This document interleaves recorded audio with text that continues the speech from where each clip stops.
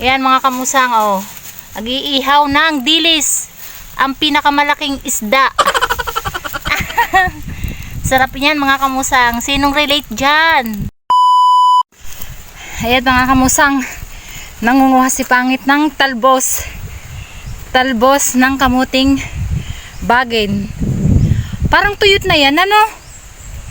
Natutuyot na yung mga dahon, oh, mga kamusang. Yan, natutuyot ang dahon.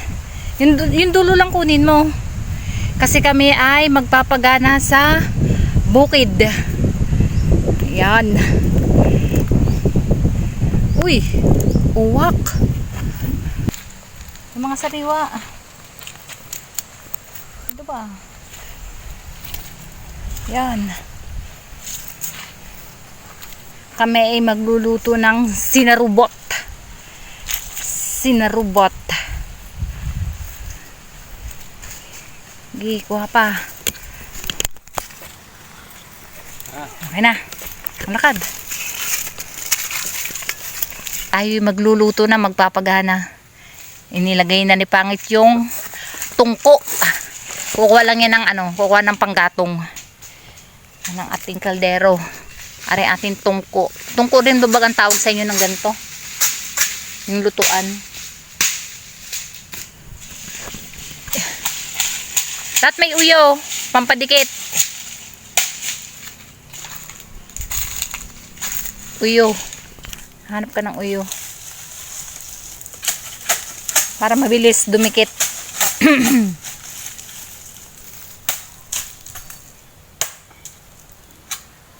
Parang ang purol ng iyong itak.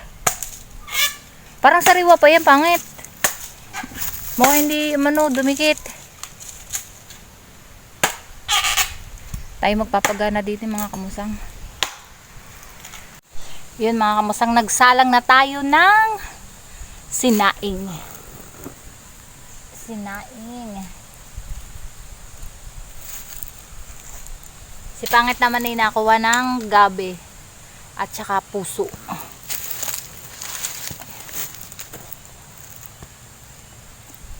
Dito libre pamaypay kasi malakas ang hangin. Libre paypay na din eh. Ay, nagkakadumi.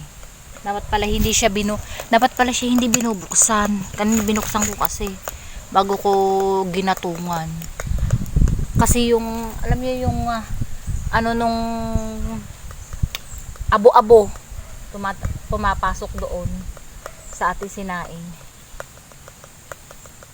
At pag nagluluto sa kahoy nga naman ay hindi laging bukas. Kasi gawa nung mga abo-abong tumatalsik.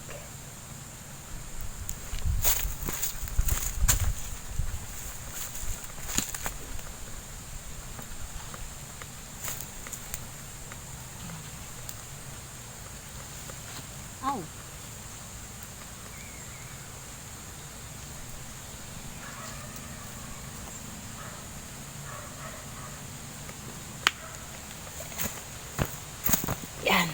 Ating babantayan at first time ko magsaing sa kahoy. Kasi dati po nagsasaing kami sa kahoy. Eh syempre, di ba nauso ang si rice cooker? O di doon lagi nagsasaing. Kumbaga maninibago ako pag nagsaing sa kahoy. Kaya ating tatanuran at baka naman tutong na hilaw. Update ko na lang kay mamaya mga kamusang pagluto na yung aking sinaing. Titingnan natin, sana hindi mahilaw at sana hindi rin matutong. Tama lang. Mga kamusang, tignan natin yung ating sinaing. Wow, maiin-in na siya. Uy, takpan natin. Malakas ang hangin, baka magkadumi. Yun. Okay. Ilalagay natin yung kanin din sa dahon. Yan. Kasi, aring kaldero ay gagamitin pagluluto naman ng ating uulamin. Kaya ilalagay natin yung ating kanin sa dahon. Ilalagay natin. Parang style maluto. Ang bango. Yan. Oo, di ba? Parang tayo papasok lang sa school. Yan ang ating malutuan.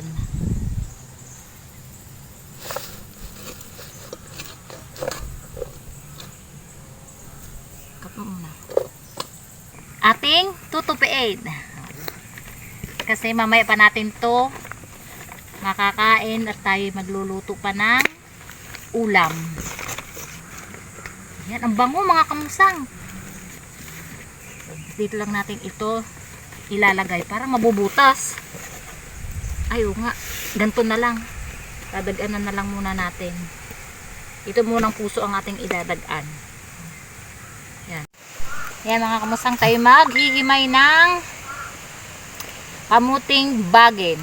Ilalahok natin sa ating nilulutong ulam na sinarubot. Hihimay lang tayo ng talbos. Pinakukuluan na natin yung gabi. Parang sinigang ang ating luto. Ang ating menu ngayon. Sinigang na sardinas. Yan mga kamusang, tayo naman ay naghihiwa ng kalamansi. Ito ang ating gagamitin na pampaasim. Instead na sinigang mix, ito ang ating pampaasim kalamansi. Mas masarap kasi ang kalamansi kaysa doon sa ginisa mix. Mas gusto ko ang pampaasim na kalamansi kaysa sa ginisa mix. Mas natural ang asim nito eh. Mas masarap din sana mga kamusang kung may sampalok. Kasi wala naman sampalok dito. Kalamansi lang ang mayroon din eh. Yan. Yan mga kamusang, ilagay na ang puso. Ang una mo ng pinakuluan ay gabi. Ayan, inilagay na yung puso. At isusunod na natin yung iba lang sangkap at tayo kakain na mga kamusang. Ayan mga kamusang, ating ilalagay na ang kalamansi. Kasi luto ng ating mga lahok-lahok. Iyan. Hindi ko isinama yung buto.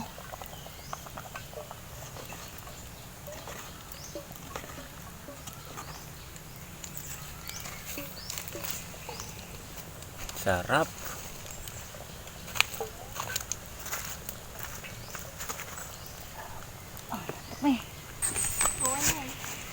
Yan, titikman yung pangit. Siyempre, ganun talaga pag nasa bukid. Okay na, okay na, kain na tayo. Yung ating tilapia. Yung ating tilapia. Yan mga kamusang, oh. Nag-iihaw ng dilis. Ang pinakamalaking isda. Sarap yan mga kamusang. Sinong relate dyan? Sa inihaw na dilis. Oh, no. Di, pangit ihaw. Inilalagay sa takip. Takip ng ice cream. Takip ng ice cream. Wow. Sarap. Ang bango mga kamusang. Kung naaamoy nyo lang. Ang bango.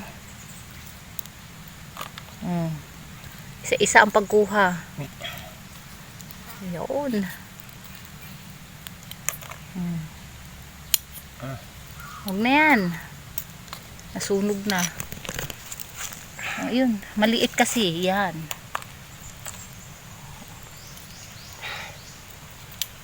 Wala kasi tayong tong. Siyempre nasa bukid tayo. Hindi na tayo maghahanap ng tong. Para-paraan lang yan.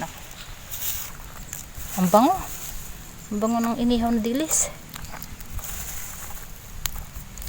Ano mga pagkaing pang survive.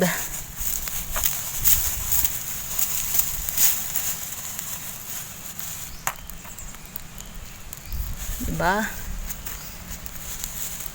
Sarap niyan. Ating bubuksan ng ating binalot. Yan. Sarap. Ang bango ng kanin. Ang bango. Antay lang natin yung dito, sabaw.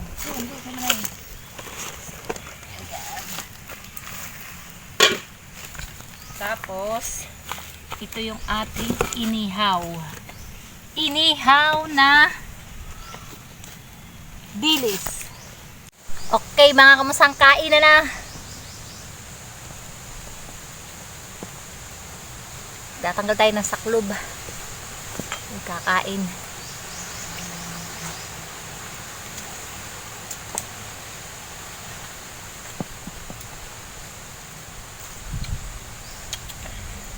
Sarap.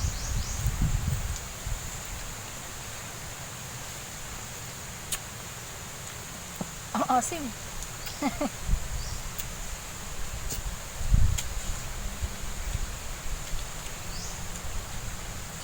Tama lang yung aking sinaing mga kamusang. Hindi hilaw, hindi sunog. Kailangan lang bantayan.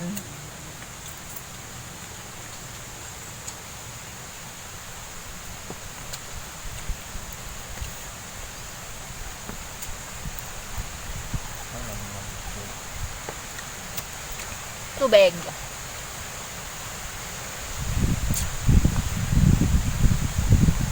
Sarap ng puso. Lahat ng gulay na inilagay namin dito mga kamusang ay fresh. Bagong kuha.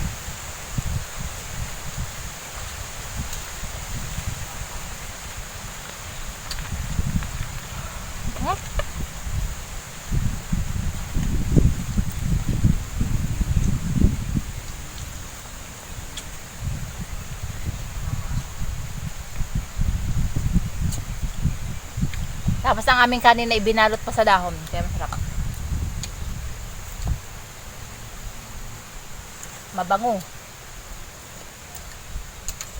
Nung kami elementary pa mga kamusang, wala kaming malutuan. Ang ginagawa namin malutuan ay aring dahon ng saging.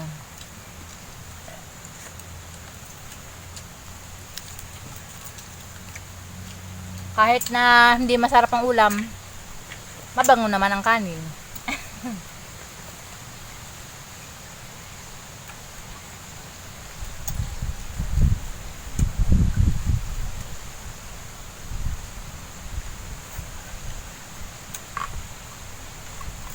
Ito yung ating inihaw na dilis. Malutong din naman. Sarap.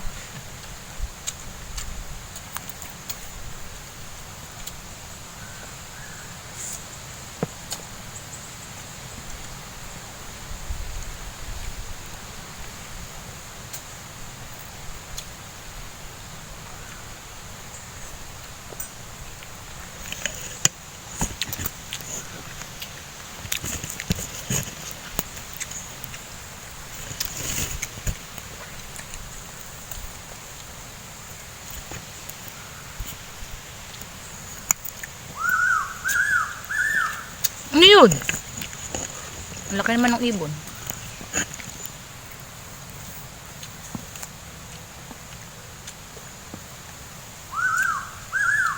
Ano yun? Uwak? Uwak? Enggak, ibon. Ay, ibon talaga. Ayot naman. Narinig yun yung mga kamusang.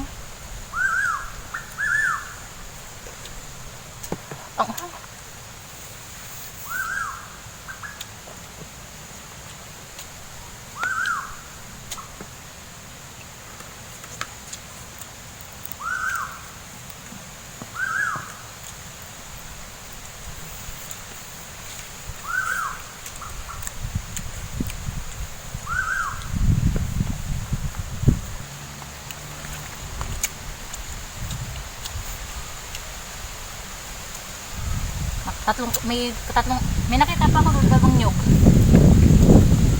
Tapos dalawa yan, di apat, 5. Yan pa dun. Pagtakad. Kaya nga. Kahit tagadala dito. Ha? Ang tag na. Ayan o. Kahit tagadala. Meron din dalawa. May dalawa. Yun yung isa. At yung 3. May dalawa. Busog.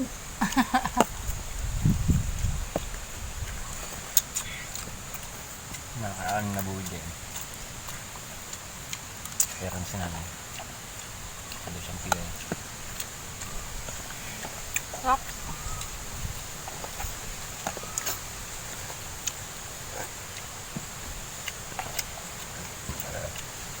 Ubos namin mga kamusang ang kanin.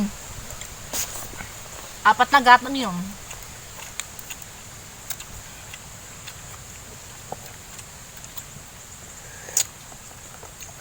Sarap ng talbos na.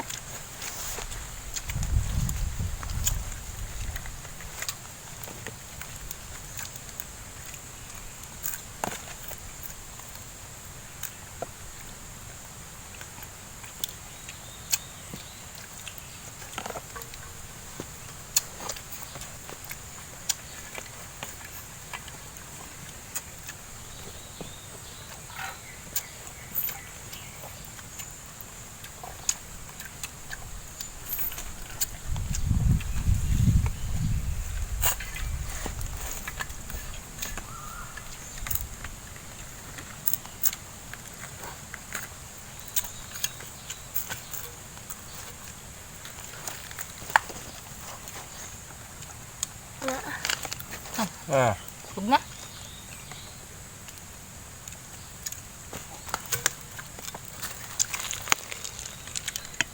Ayan mga kamusang, tapos ng kumain. Pahinga naman. Upo-upo. Ang pawis. Sarap, ganang-gana kami sa pagkain. Pahinga. Yun din. Ang busog. Sarap kumain pag nasa bukid sa dahon ng saging.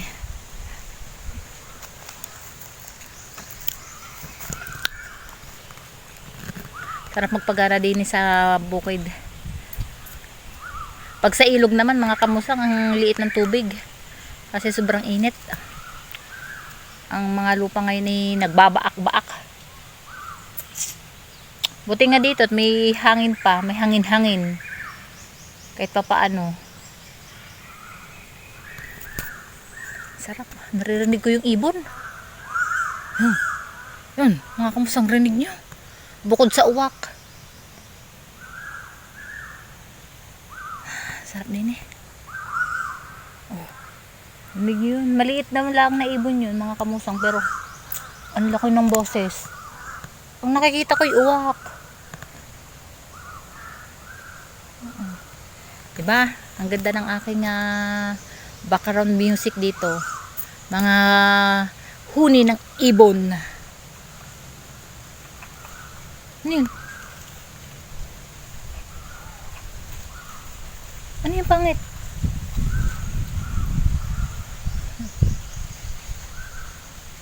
Mga kamusta, may naririnig kami kakaiba. Asa ba yung kabayo natin?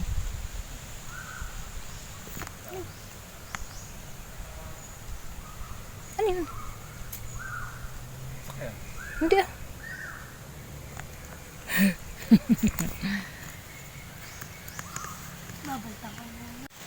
Ayan mga kamusang, sayang nung tira-tira naming mumu, tawag nila doon, na kanin. Kasi wala na kaming aso. Hindi nyo napansin sa aking mga vlog na hindi na namin kasama ang aming aso. Kasi wala na si Pat. Sayang. Sayang yun. Wala na si Pat at namatay na si Pat. Nagkasakit po kasi. Nagkasakit si Pat. At saka matanda na rin yun mga kamusang. Si Pat ay 13 years old na po. Yun, sarap ng higa. Kaya pala nilinis mo yun, ha? Sarap ng higa mo dyan. Walang juwala stick. Ayos, ang pagana. Mamaya liligo yan mga kamusang sa ilog. Doon sa Bukal. Malayo-layo nga lang punla ka rin eh. Pagpunta doon sa Bukal. Sarap doon maglublob.